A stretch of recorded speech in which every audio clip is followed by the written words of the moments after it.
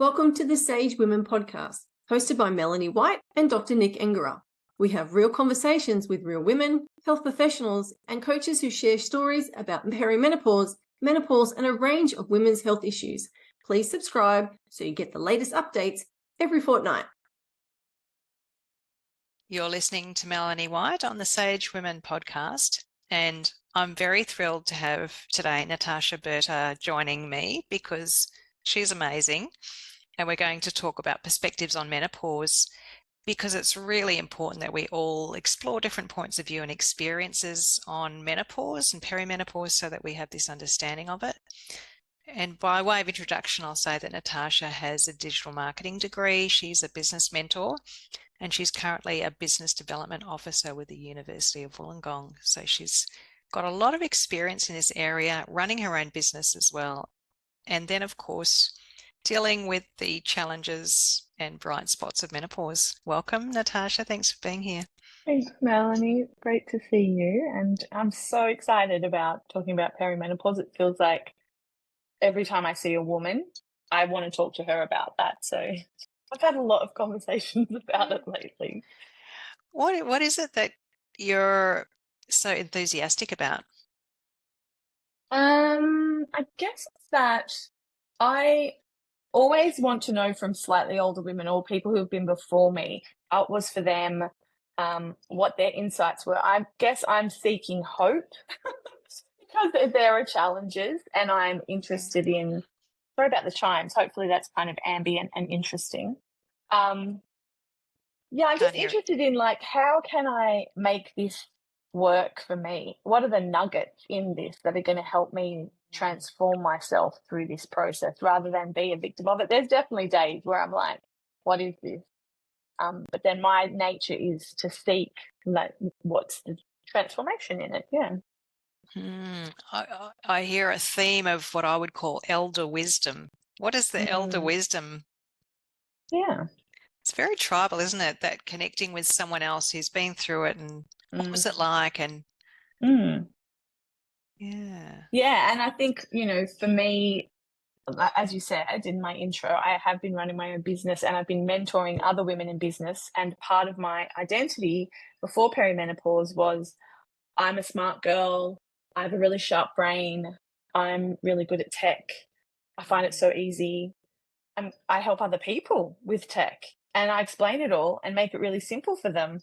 And so I was running a lot of courses, online courses for people to help them understand different software platforms or how to build your own website and all kinds of things that people wanted to DIY. And I noticed one of the first things I noticed, I mean, so many things, but one of the first cognitive things I noticed was that suddenly I'd be in the middle of a training on Zoom with these people who had paid money to come and attend a course with me, and I just couldn't finish a sentence. I just couldn't, there was the words just it just kind of went blank. And at the time it was frustrating, I guess. And also I noticed what was happening was I wasn't as tight on my adherence to time space structures, because I really like being punctual. I love structure. It's helped me a lot move from kind of a chaotic, out of control feeling into feeling more calm. So I embraced structures, but I realized that just kind of I've got this gorgeous locust tree out there in a beautiful blue sky. I would just sit here in my office and just kind of stare into space, and it just felt really good. And I think that, when I was younger, I feel like I was very earthy and so very intuitive, and a lot of things came really natural to me. But when people would talk about talking to the trees or seeing fairies or anything magical or any kind of visual, not hallucination, but, the visual aspects, I saw this thing. The imagining of it. Yeah, I just couldn't tap into that internal visualization, any of that. I just wasn't accessible to me. And I noticed that one great thing I'm loving is that as that cognitive sharpness has dimmed, and it may come back, that some of those kind of more psychic and magical realms have been opening up for me. And that's something I always wanted. And I don't know if it is part of perimenopause, but whatever it is, it's been really fun and like a kind of nice consolation prize to the fact that I definitely don't feel like I can't do maths in my head anymore. I forget people's names, I was always the person who remembered everybody's name. So there was, for me, a big piece about identity shift. There was who I thought I was. And I had all these things that I'm good at remembering names. I can do maths in my head. These things, like I deliver these tech trainings, that I started thinking, oh, if I'm not that, then who am I? And it kind of led me to a beautiful inquiry into and being more open about who am I and being able to let go of some of the rigid holding on that I was doing. I mean, kind of there's no option anyway. It's like the only way to retain that sense of identity for me would have been to go on hormone replacement therapy, which I think if you want to do that, if you want to get a Mirena and you want to be taking progesterone or whatever it is that your doctor's recommending, that's really beautiful. And I really support women to make personal choices. But for me, that's another thing I went through too, was this very black and white thinking. Like I've been really anti-medical system for a long time. And it came a point where I had to drop that sort of bleeding's bad, not bleeding's good, medical system's bad, natural well-being's good. Like I did have, I ended up in hospital for, which I'm happy to talk about, and I had to make peace with that kind of black and white thinking, which is good. It's good for me as a person. Yeah. That's a big journey you've been on, and I love that you're talking about identity shifts, because it is that time where change is thrust upon us. We can't do anything about it, as you said, and then the question is, who am I? And I'm actually coaching a few women around this. Who am I now that I'm no longer these things? Which bits of the old me are still relevant, and which bits have I outgrown? And it sounds like you're on a bit of that pathway too. And I guess I did find it challenging to hear from other women, because when the doctor's like, oh, you have to get a Mirena, I'm like, oh, well, I mean, it's just my nature. I just go and talk to every single woman I know about perimenopause, and then they tell me, oh, yeah, it was so hard, and then I got a Mirena, and now it's just so great. I'm still mentally sharp. I'm still really horny. All my skin tones returned. I've still got really great energy. I'm sleeping better, which if you're at the cusp of perimenopause, that all probably sounds really great. And for me, it came a point after because I talked to so many women, I'm kind of like on my own little PhD about it, I guess, that I realized that I am being judgmental in a way. I feel like those women can't let go. It's like, just let go of the masculine energy, the push, push, push. If a woman can let that go and step into this other mode, I feel like there is kind of a magical opportunity there. And I can't tell anyone what to do, but I would encourage people to kind of try and take all the hard lessons and see what good you can make of it. And I mean, I know you've had a massive journey with it as well. Like things get really, really hard, like the mega bleeding. Like I had this insane bleed, and you're in hospital for a while. And I had this insane 30-day bleed, which I know for some people is nothing. But for me, it was massive, and I've been anemic for a long time before that. Ended up having to go to hospital for like a double blood transfusion and like my third iron infusion, and I loved being in hospital. Lemon cake, the livids, didn't even have to get up to get bottles of water, lay in bed, kind of doing a business summit, no one to parents, no one bothering me, just resting. I got in the wheelchair, they pushed me around. It was like heaven. And then I realized this is actually a bit fucked up, you know, like if this is the only way I can get rest, that I can create space for myself and that I can be nurtured by others, that I think that that's actually on me. Like, I don't think that's an ideal situation.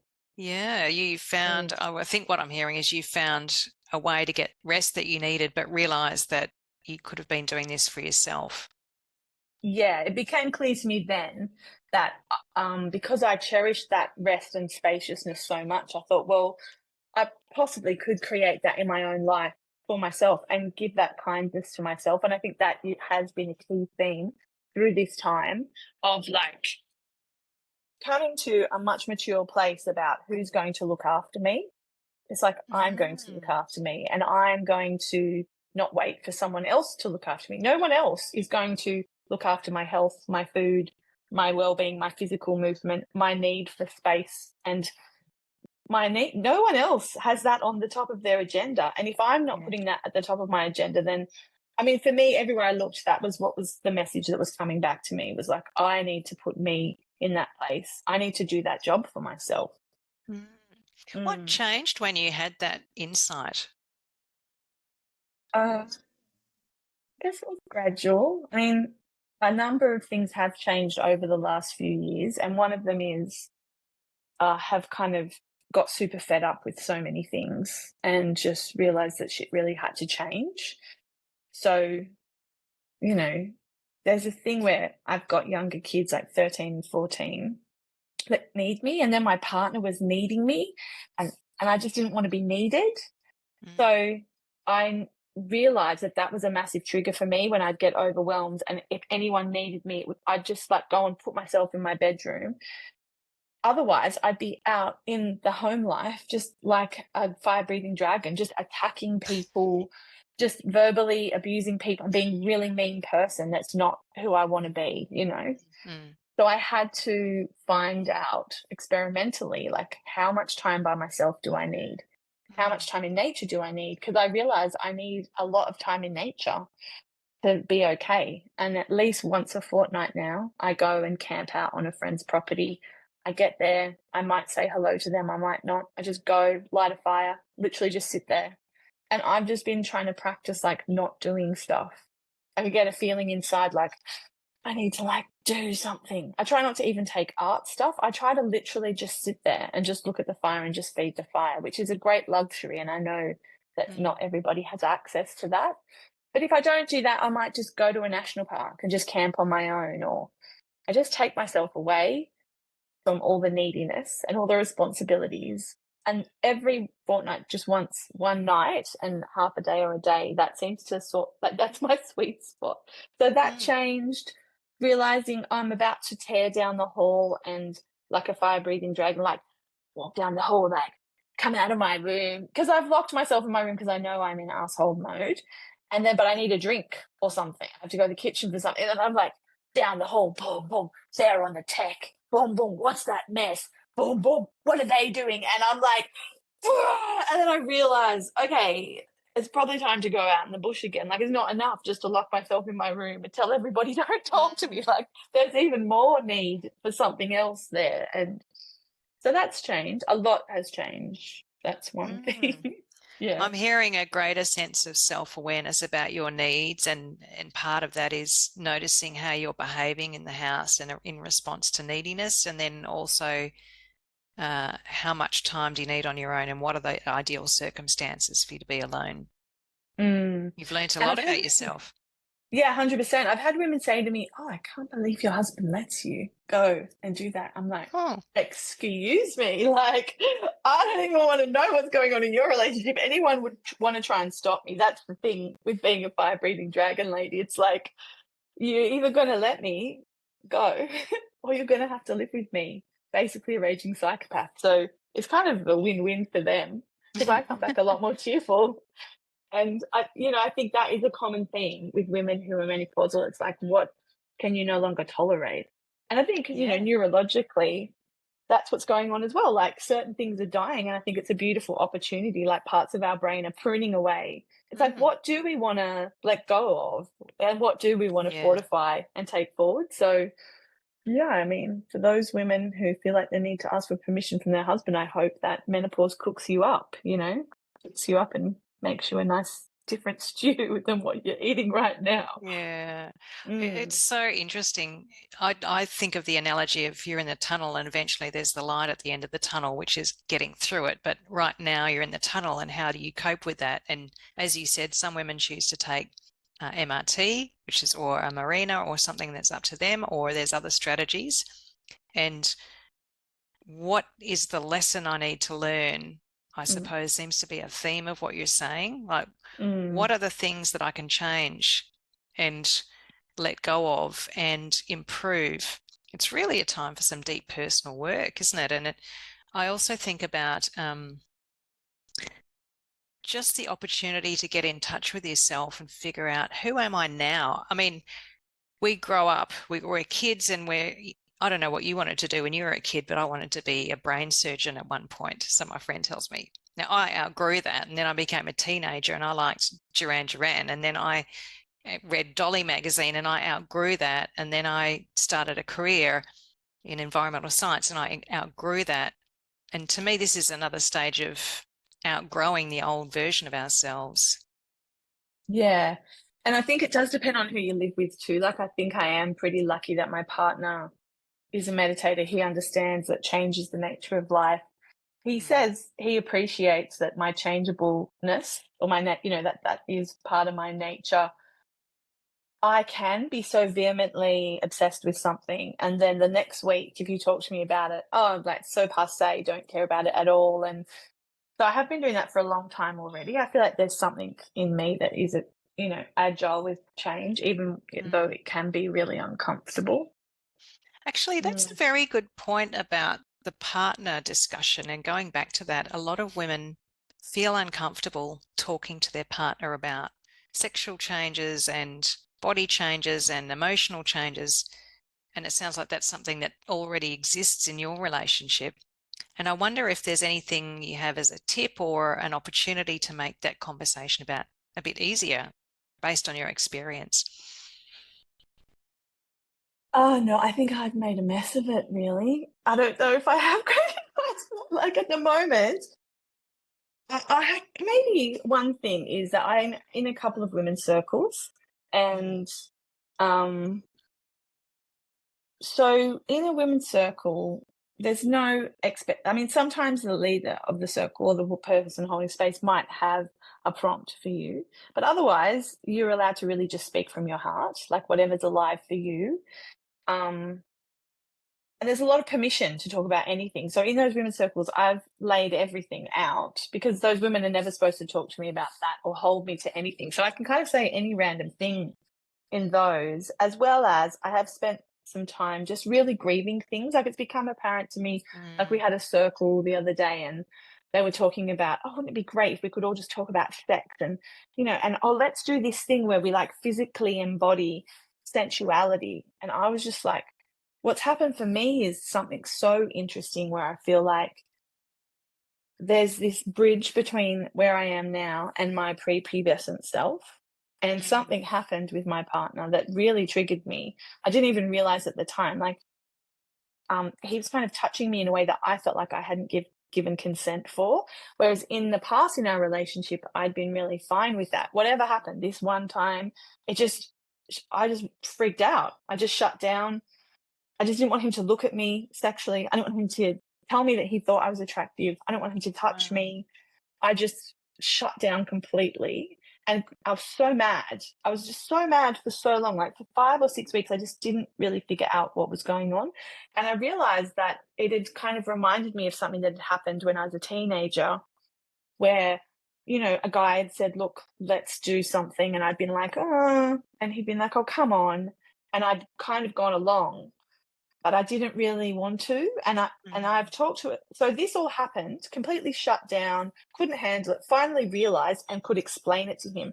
So in our relationship, we've been going through a big conversation about consent. And basically, I really just want to be in a platonic relationship or not in this house. And he is okay with that. So I think, like, having hard conversations is a good thing to do if you can. And I spoke to another woman who, I didn't prompt her at all, but she told me when she went through perimenopause, her partner, wanted to initiate something with her. He was just looking at her in kind of a sexually hungry way. And she got really triggered. She remembered going into high school and she was just 12 or whatever. And all these older guys just looking at her in a sort of desirous way. And that just triggered her. She said nearly exact same phrases as I had said about how she felt. And I just couldn't believe it. I thought, I mean, why are women not having these conversations? So I feel really grateful to have other women, like, talk to other women, talk to older women, try to get clear about how you're feeling. And so when in that women's circle, we were asked, to share something sexually, I just said, look, I don't think I'd want to be part of a sharing circle. I'm just an old, grumpy lady who doesn't want to have sex. And I was just crying. I was like, I really miss the young me. I was so horny. It was a huge part of my identity, and I miss it so much. I don't know who I am anymore. Like, I don't feel fun. I don't feel like a fun person to talk. Who wants me at some juicy sensuality conversation? And it was a big piece of grief that I was able to just cry heartily about the loss of that piece of my identity, and it helped me make a lot of peace with where I'm at. So I don't know what the tip in is, all that, but I think that the tip is, because I've done a lot of grief, like crying about things lately, which is probably quite relatable as well. But like feeling the grief of my kids who don't want to go camping with me anymore, that they're way more into their friends and I'm not the best thing anymore. And I had to really grieve that. And I think with change, there is that need to grieve. I think it's uncomfortable, it's potent, it's transformative. And that's not a tip for how to talk to your partner, but in terms of yourself, like, allow yourself to grieve. What do you miss about yourself? What does really hurt that you just feel so like, who am I and what is this? Like, try to find a space, whether it's a therapist or somewhere where you can really go there and just get it out, Yeah, it's such an important point that you make. I wonder if the tip is about being honest with yourself and others, because it sounds like that's what you're doing. Yeah. Through Sometimes exploration. I don't even know. Yeah, like sometimes it's hard to even know why am I so mental? It takes weeks to kind of unravel things. Yeah, and I think another thing you're talking about is finding and creating the space to process these things, because what are your options? You can either say, that's not happening to me, and go into denial, which was my first 18 months strategy. Like, no, that's not happening. I'm not ready for this. Just wait. I'll let you know when I'm ready for this. No choice. The other strategy is, I'll go and get some treatment and make it go away. I'll manage the symptoms. And I'm not saying that treatment only does that, because there are health benefits of different treatments to protect, to slow down the aging process. We're at a time of accelerated aging. That current thought is our bodies age 9 or 10 years in that transition of 2 or 3 years, whatever it takes us. And then the other part is processing, going through it, feeling it, learning to adapt. I kind of feel like we have much less, with all the cognitive changes, we have much less time, energy, and tolerance. And we start to get really finicky about where we invest that time, energy, and tolerance. All the stuff that no longer serves us has to get dropped, because we don't have the resources for that, if we choose to go the natural path, or if we don't have any medication or other treatments to help us, then it's really being a bit more judicious and decision focused in our lives, which can be hard after looking after so many other people and things, Yeah. And I think, after being in hospital, I just realized that it was a nudge to really tidy my health up. Like, I'd kind of been on like an 18-month donut frenzy, gained a heap of weight. I had done some weights in the past, like strength training in the past, and tried to do some exercise in the past, but I did have a lot of resistance to exercise. I grew up being told, oh, you're asthmatic, don't run, you'll die, sit here, don't do PE. And I just had a massive story. Like, my daughter came to visit and she said, oh, I want to run. And I was like, oh, yeah, well, I don't run. I can't run. But my friend Trish runs and she uses this app. Let's look at the app. And at that point, I was in a really wholesome habit of walking, at least 4 or 5 times a week, walking the dog for about 25 minutes. And I looked at the app and it said, like, sometimes on a walk, you feel a bit jaunty, like, even if you're someone who doesn't do exercise. So I thought, walk for 5 minutes, run for 1 minute. I thought, like, maybe, and then, walk for a minute and a half, just do that like 6 times.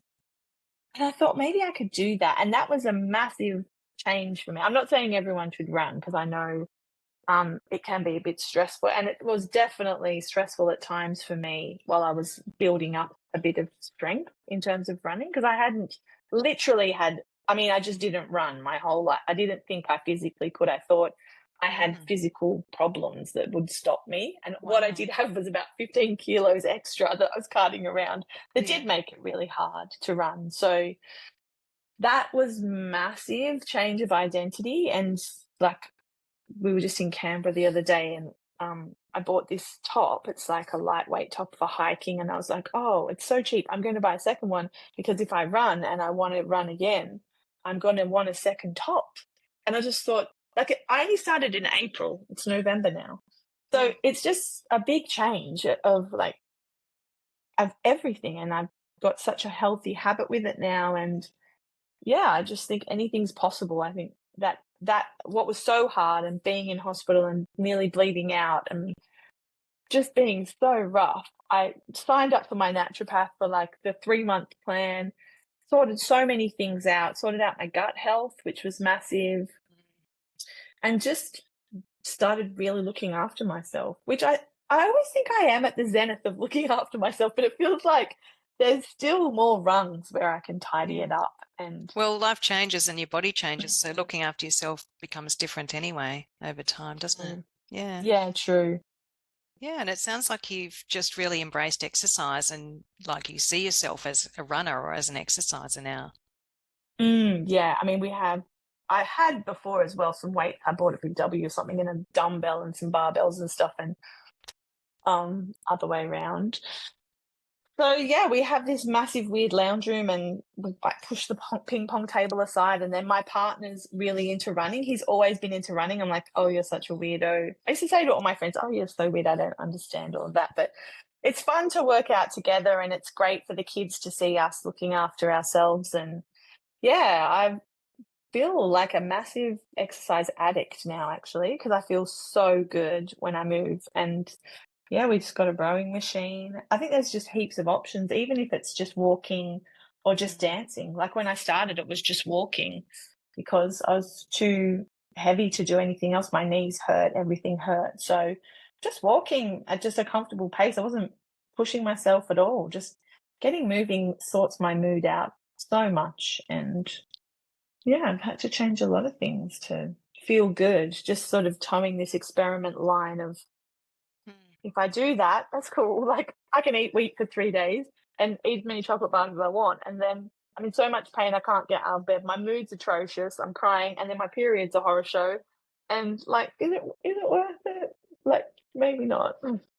It sounds like you learned a lot about yourself. It has been a big adventure for sure. I think that's the beauty of this time. You know, the light at the end of the tunnel is you get to renovate yourself in the way that you see fit. You get to make choices that suit who you really are. You get to be honest and authentic with people. You get to find ways to better support yourself and feel amazing. And you did it all yourself. And the research says, because we always love to feel validated by a bit of research, that Love research. women feel freer, more joyful, more purposeful, because having to let go of old paradigms means you're asking that question, who am I now? And what am I capable of? What can I achieve? You know, and you're doing the work. Yeah. And I think like talking to women who are postmenopausal has been amazing as well, because they say things like you just said, purposeful. Like they just feel like they're living their life's purpose. And also things like all that work they've done, like spiritual or transformational, whatever work, all the hard work they've done, it's like it's all come to fruition. And now they just feel like they're sitting on top of all of that hard work, and things just are so easy and they're so happy. So yeah, it is good to talk to postmenopausal women, and they have such great insights, and they're just calm and chill and happy and energized and like, oh yeah, I'm ready for that. But also trying to be just collecting all the gifts of the right now as well. I don't want to miss them. Yeah. And, you know, everything that you used to do can be adapted to who you are now. So the bits that you used to love might not be in that form anymore, but they can be transformed into something that suits the version of you that's out the other side of the tunnel. Yeah, and I think what's hopeful for me is that book by Lisa Mosconi. I can't think of what it's called now, but the menopause brain. Mm. And she's got these really confronting scans of like a woman's brain before menopause, during menopause, and after. And there's a lot of brain that dies. And at first I was like so confronted by that, but she has a great angle on it. I really recommend that book. She has a great angle on it. Like some things do just come back.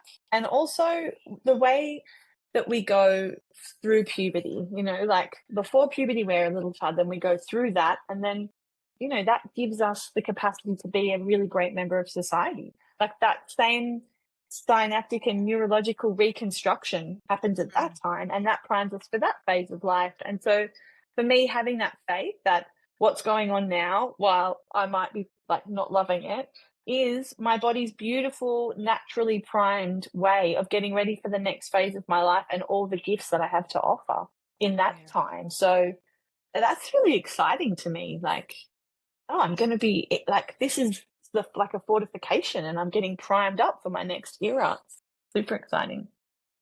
It totally is. Thank you for today. I would just like to finish our chat by really highlighting that the work you're doing, and particularly around self-care and looking after yourself better, that's so important. I'm so glad that you're doing it, because we're facing a crossroads of going down a path of accelerated aging and chronic disease, or making choices or improving choices to keep ourselves healthy and well for the long term. And this is irrespective of hormone therapy. We all need to do these things to protect bones, muscles, brain, heart, lungs. Like actual using those parts of our bodies is so critical for our healthy aging. And I love that you're doing that. And it's going to set you up for a really great next phase of life. Yeah, I love having muscles. It's so good, hey? It's so fun. And my kids, I mean, they're 13 and 14-year-old boys. So they just go like this, like boing, they just flex, and they've got a muscle. Like they probably just move or breathe, and testosterone just like gives them a new muscle. So they like to like show off and prove to me that I'm not as muscly as them. But I am playing very strong now, which is show us your guns. Oh yeah, I've got a lot of bulk. Yeah, look at that. That's the thing about being a bit bigger and then doing strength training. You just like bulk up, which I mean, I know some people don't want to, but yeah, I've got mega thighs, so powerful. And it means I can enjoy a lot of things that were getting really hard. Like I want to go hiking, I want to go overnight and carry all my gear, or I want to go into the wilderness. Like I still have a lot of big adventures I want to have. And instead of kind of an inevitable decline mindset now, I feel like I'm probably the healthiest I've ever been. I mean, part of it was my dad died of heart disease and all my markers started going up, cholesterol and all these bad markers. And I just thought, really, heart disease is just neglecting yourself. Like, I don't really want to just neglect myself to death. So, yeah, there was a few hard moments that just propelled me into looking after myself much better. Congratulations on your work. Thanks, Melanie. Love it. It sounds like a success story. Yeah, it is an adventure. That's true. Yeah. I'm looking forward to like the bright side. But you're seeing it as an adventure and an opportunity. That's sounds like the wisdom. My interpretation is that's the wisdom you've gained, is that you're choosing how to reconcile it and how to see it and how to work with it. Thank you. Thanks for being on this podcast today. I'm so excited. I can't wait to share it with my people. And I love what you guys are doing, because I think that's one thing I definitely see in all the books I've read or anyone I talk to, is that older women are holding a lot of wisdom and power. And I mean, also the sort of things that women are primed for, like our capacity to tell what people's intentions are. And I think if we all leave the workplace, what are we leaving? We're just kind of leaving a really horrible land where, like, who's running the joint if we're not there? That's what we need to be doing, is staying in leadership roles and helping things go well. Totally agree. Thanks for coming today. Thanks, Melanie. We'll put links to all your things in the show notes. Thank you. See you soon. See ya.